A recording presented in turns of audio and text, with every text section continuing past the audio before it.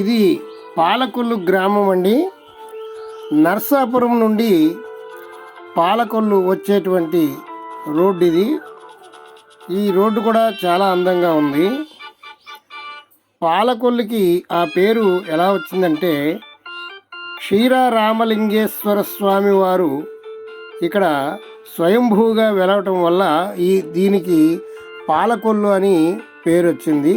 క్షీరము అంటే పాలు, అందుకని పాలకొల్లు అని నామకరణం చేసి ఉండవచ్చు. ఇక్కడ స్వయంభూగా వెలిసినటువంటి శివాలయం చాలా ప్రసిద్ధి చెందినటువంటిది, చాలా పురాతనమైనటువంటిది. కృతయుగంలో జరిగినటువంటి కథ ఆధారంగా ఉంటుంది ఇక్కడ స్థల పురాణం. ఈ గ్రామం చాలా బాగుంటుందండి, ఈ పట్టణం. ఇప్పుడు మనం క్షీరారామలింగేశ్వర స్వామి వారి ఆలయానికి బయలుదేరి వెళుతున్నాం. ఈ దారి చాలా బాగుంది చూడండి, రోడ్డు. ఇప్పుడు ఆలయానికి వెళ్ళి ఈ ఆలయం యొక్క విశేషాలు మనం తెలుసుకుందాం. పంచారామాలలో ఈ ఆలయం ఒకటి. పంచారామాలు అని ఉంటాయి. శివరాత్రి సందర్భంలో ఆర్టీసీ వారు కూడా పంచారామముల దర్శనం, ఒకే రోజున పంచారామముల దర్శనం అని బస్సు కూడా వేయడం జరుగుతుంది. ఒకరోజునే ఈ పంచారామములు చూస్తే పునర్జన్మ ఉండదు, అంతా శుభమే జరుగుతుంది అనేటువంటి నమ్మకం ప్రజలలో బాగా ఉంది. అందుకని ఆ శివరాత్రి రోజున పంచారామాలు తిరుగుతూ ఉంటారు. ఆ పంచారామ క్షేత్రాలలో ఈ పాలకొల్లు ఒకటి. ఆ పంచారామాలు ఏమిటో మనం తర్వాత తెలుసుకుందాం. అప్పుడు పాలకొల్లులోని ఆ క్షీరారామలింగేశ్వర స్వామి వారి ఆలయానికి వెళదాం రండి. ఇదే పాలకొల్లు సెంటర్కి వచ్చేసాం మనం. ఈ ప్రక్కగా వెళితే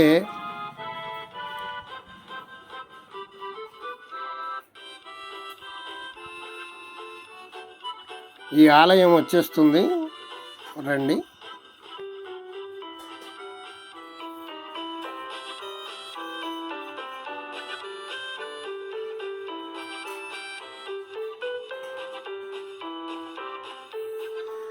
పాలకొల్లులో గోపురం చాలా పెద్దగా ఉంటుందండి. ఇది పూర్వం నుంచి ప్రసిద్ధి చెందినటువంటి గోపురం. 11 అంతస్తులు ఉంటాయి. పైన పెద్ద పెద్ద కలశాలు ఉంటాయి. ఈ గోపురం పైకి ఎక్కడానికి పూర్వం అలౌ చేసేవారు, ఇప్పుడు అలౌ చేయట్లేదు అని తెలిసింది. గోపురం చాలా అందంగా ఉంటుందండి. అలా పైకి చూడలేము, అంత ఎత్తుగా ఉంటుంది ఈ పాలకొల్లు యొక్క గోపురం. గోపురం కూడా చాలా విశేషంగా ఉంటుంది. చూడండి, మనకు ఎదురుగుండా కనపడుతున్నది అదే పాలకొల్లు గోపురం. ఇదేనండి పాలకొల్లు యొక్క గోపురం, చాలా ఎత్తుగా ఉంటుంది. రండి లోనకి వెళ్ళి చూద్దాం.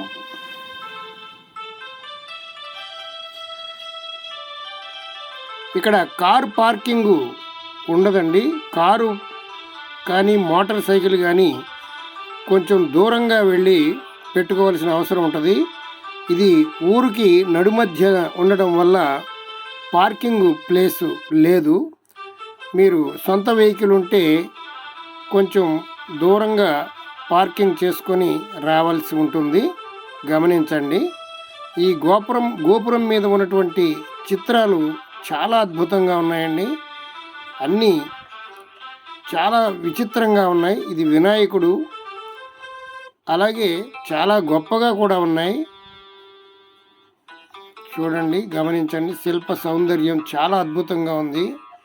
ఇప్పుడు పూర్వకాలమే ఇంత అద్భుతంగా ఈ శిల్పాలు నిర్మించారంటే చాలా గొప్ప విశేషం. చాలా బాగున్నాయి.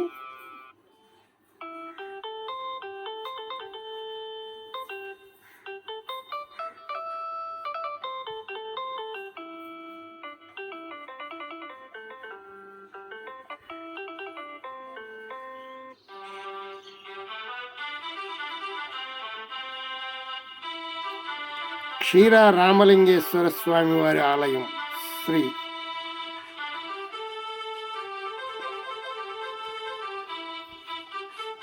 ఇది ధ్వజస్తంభం అండి. దీని ప్రక్కగానే ఆ శివుని యొక్క ప్రతిమ ఏర్పాటు చేశారు. గంగాధరుడు చాలా అద్భుతంగా ఉంది. నాగాభరుడు. ఈ శిల్పం చాలా అద్భుతంగా ఉంది. చూడండి ఎంత బాగుందో. అలాగే అది శిఖర దర్శనం చేసుకోండి, అందరూ నమస్కారం చేసుకోండి. చాలామంది ఆలయాలకు వెళ్ళలేనటువంటి వారు, పెద్ద వయసు ఉన్నటువంటి వారు, వెళ్ళలేనటువంటి వారికి మా ఛానల్ చాలా ఉపయోగపడుతుంది. ఇంటి దగ్గరే ఉండి మీరు అన్ని దేవాలయాలను చక్కగా చూడవచ్చు. ఇది గోపురం యొక్క సౌందర్యం చూడండి ఎంత గొప్పగా ఉన్నదో. ఈ గోపురం దగ్గర తలపాగా చుట్టుకొని నిలబడి గోపురం పైకి చూస్తే తలపాగా క్రింద పడిపోయేదట. మా పూర్వీకులు, మా తండ్రి గారు ఈ మాట పదే పదే చెప్తూ ఉండేవారు. గోపురం చాలా అద్భుతంగా ఉన్నది, తలపాగా కింద పడిపోతుంది పైకి చూస్తే అని మా నాన్నగారు చెప్పేవారు. చూడండి ఎంత అద్భుతంగా ఉన్నదో. నాకు చిన్నప్పుడు ఈ పాలకొల్లు గోపురం ఎక్కాలనిపించి చిన్నప్పుడు ఎక్కలేక నాకు 25 సంవత్సరాలు ఉన్నప్పుడు పైకి ఎక్కడం జరిగింది. పైన ఉన్నటువంటి కలశం ఒక మనిషి కంటే ఎత్తుగా ఉంటుంది, కిందకి మామూలు చిన్నవిగా కనపడతాయి.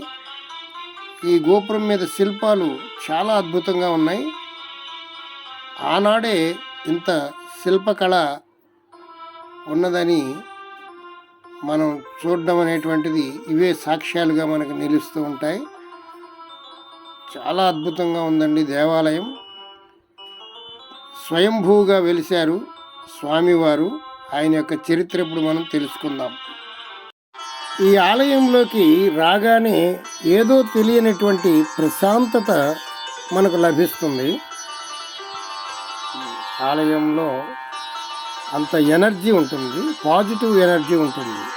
ఈ ఆలయాలు పురాతన ఆలయాలు కాబట్టి ఆలయానికి వచ్చి కాసేపు కూర్చుంటే చాలు మనకి అద్భుతమైనటువంటి శక్తి వస్తుందండి. అందులో ఏమాత్రం సందేహం లేదు. ఆలయాల్లో పాజిటివ్ ఎనర్జీ ఉంటుంది. అది మనకు తెలియకుండానే మన శరీరంలో ప్రవేశించి మనకి ఎక్కడ లేని ఉత్సాహం వస్తుంది. ఇక్కడ విగ్రహాలు చూస్తూ ఉంటే మనకి మనస్సు ఆనందంగా ఉంటుంది.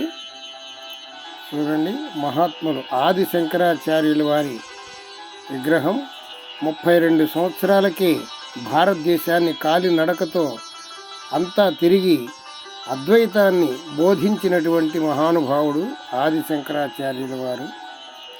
ఇక్కడ అర్చన చేయించుకోవడానికి టికెట్ కౌంటర్ కూడా ఉంది. చూడండి, పాలకొల్లు క్షీరారామలింగేశ్వర స్వామి వారి ఆలయం స్థల పురాణం తెలుసుకుందాం. పంచారామ క్షేత్రాల్లో ఇది ఒకటి. పూర్వం తారకాసురుడు ఘోరమైనటువంటి తపస్సు శివుని గురించి చేశాడు. చేసి స్త్రీ గర్భమున పుట్టని వానితో చావు నాకు కావాలి అని అడిగాడు. అప్పుడు శివుడు తథాస్తు అని వరమిచ్చాడు. స్త్రీ గర్భమున పుట్టనటువంటి వారు ఎవరు అని దేవతలందరూ ఆలోచించారు. ఈ తారకాసురుడి ఆగడాలు పడలేక దేవతలందరూ బాధలు భరించలేక స్త్రీ గర్భమున పుట్టనటువంటి వాడు ఎవరున్నారని ఆలోచించి కుమారస్వామి వారు ఉన్నారని తెలుసుకొని, కుమారస్వామి వారు రెల్లిగడ్డి వనంలో పుట్టారు. అందుకే ఆయన శరవణ భవ అంటారు. అందుచేత దేవతలందరూ కుమారస్వామికి సర్వశక్తులు వసగి తారకాసురుని మీదకి యుద్ధానికి పంపించారు. కుమారస్వామి తారకాసురుని మీదకు యుద్ధానికి వెళ్ళి శక్తి ఆయుధంతో తారకాసురుని కంఠమున ఉన్నటువంటి అమృతలింగాన్ని ఛేదించగా అది 5 ముక్కలుగా 5 చోట్ల పడింది. అదే ఒకటి పాలకొల్లు, రెండవది ద్రాక్షారామంలో ఉన్నటువంటి శివలింగము, మూడవది సామర్లకోటలో ఉన్నటువంటి కుమార భీమేశ్వరం, నాలుగవది భీమవరంలో గునుపూడి గుడిలో ఉన్నటువంటి సోమేశ్వరుని యొక్క ఆలయం, ఐదవది అమరావతి. ఇవి పంచారామములుగా ప్రసిద్ధి చెందినవి. మన ఆంధ్రాలో పంచారామములంటే ఇవే. ఈ 5 ఒక్కరోజు దర్శించినటువంటి వారికి ఎక్కడ లేని పుణ్యము, ఎక్కడ లేని విశేషత కలుగుతాయని చెప్పేసి పురాణాలు మనకి చెబుతూ ఉన్నాయి. ఈ ఆలయంలో ఉన్నటువంటి సభా మండపాలలో అనేక అద్భుతమైనటువంటి విగ్రహాలను ఏర్పాటు చేశారు. ఇవి చాలా బాగుంటాయి. విష్ణుమూర్తి యొక్క కళ్యాణం, శివుని యొక్క కళ్యాణం, ఇలా రకరకాలైనటువంటి ప్రతిమలను ఏర్పాటు చేసి మనస్సుకి ఆహ్లాదాన్ని కలిగించే రీతిలో ఉంటాయి. ఇది స్వామి అయ్యప్ప వారి ప్రతిమ. చూడండి, ఈ ప్రక్కనే ఉన్నటువంటిది సీతారామ కళ్యాణం అనుకుంటా. చాలా బాగున్నాయి. ఇదంతా ప్రశాంతంగా ఉండేటువంటి చక్కని ఆలయం. చాలామంది ఈ గ్రామస్తులు ప్రశాంతత కోసం సాయంత్రం 5 గంటలకు వచ్చి ఇక్కడ కూర్చొని చాలా సమయం గడిపి వెళుతూ ఉంటారు. ఈ ఆలయం మన ఆంధ్ర రాష్ట్రానికి గర్వకారణమైనటువంటి ఆలయం. చూడండి ఎంత బాగుందో.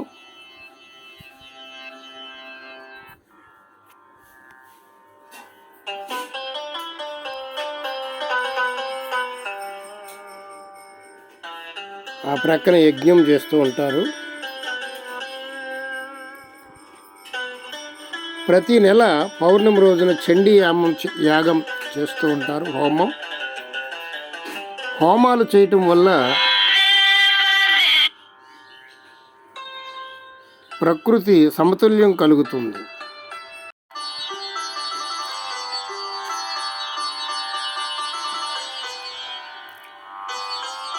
క్షీరారామలింగేశ్వర స్వామి గర్భాలయం చుట్టూ ఉన్నటువంటి మండపం చూడండి ఎంత అద్భుతంగా ఉన్నదో. వివిధ విగ్రహాలు ఇక్కడ ప్రతిష్ఠింపజేశారు. గోడలపై అందమైన బొమ్మలు చిత్రీకరణ చేశారు. చాలా అద్భుతంగా ఉంది కదా.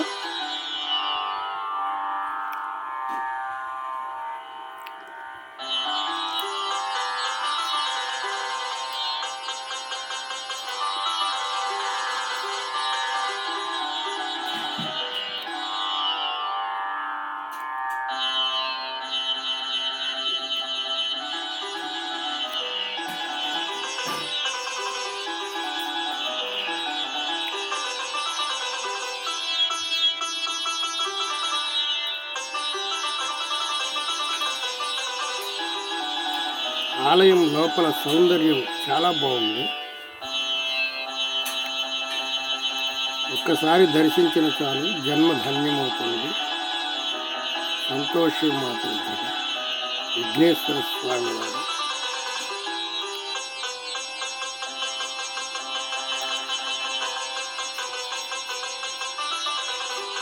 వక్రతుండ మహాకాయ కోటి సూర్య సమప్రభం నిర్విఘ్నం కురుమే దేవ సర్వకార్యేషు సర్వదా. అయ్యప్ప స్వామి. స్వామియే శరణమయ్యప్ప. కుమారస్వామి. శరవణ భవ శరవణ భవ శరవణ భవ పాహి మాం. శరవణ భవ శరవణ భవ శరవణ భవ రక్ష మాం.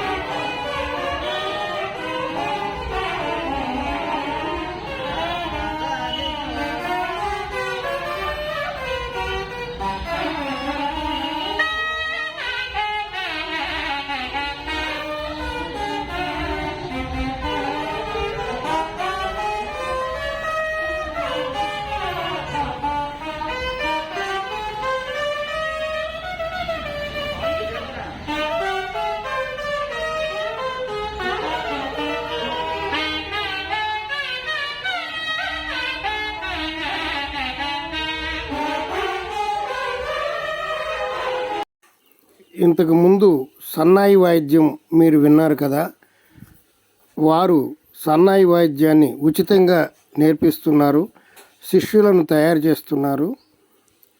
చూడండి, సన్నాయి మేళం మనస్సుకి ఆనందాన్ని కలిగిస్తుంది. పెళ్ళిళ్ళకి, శుభకార్యాలకి ఈ సన్నాయి వాయిద్యాన్ని పెట్టుకోవడం మన భారతీయ సాంప్రదాయంగా వస్తూ ఉన్నది. ఇది స్థల పురాణం. దీన్ని స్క్రీన్ షాట్ తీసుకొని మీరు చదువుకోవచ్చుగా చదువుకోండి. స్క్రీన్ షాట్ తీసి చదువుకోండి. ఈ వీడియో మీకు నచ్చినట్లయితే మా పురాణామృతం ఛానల్ని లైక్ చేయండి, షేర్ చేయండి, సబ్స్క్రైబ్ చేసుకోండి. సర్వే జన సుఖినో భవంతు, సమస్త సన్మంగళాని సంతు. హరి ఓం తత్సత్. జై శ్రీమన్నారాయణ.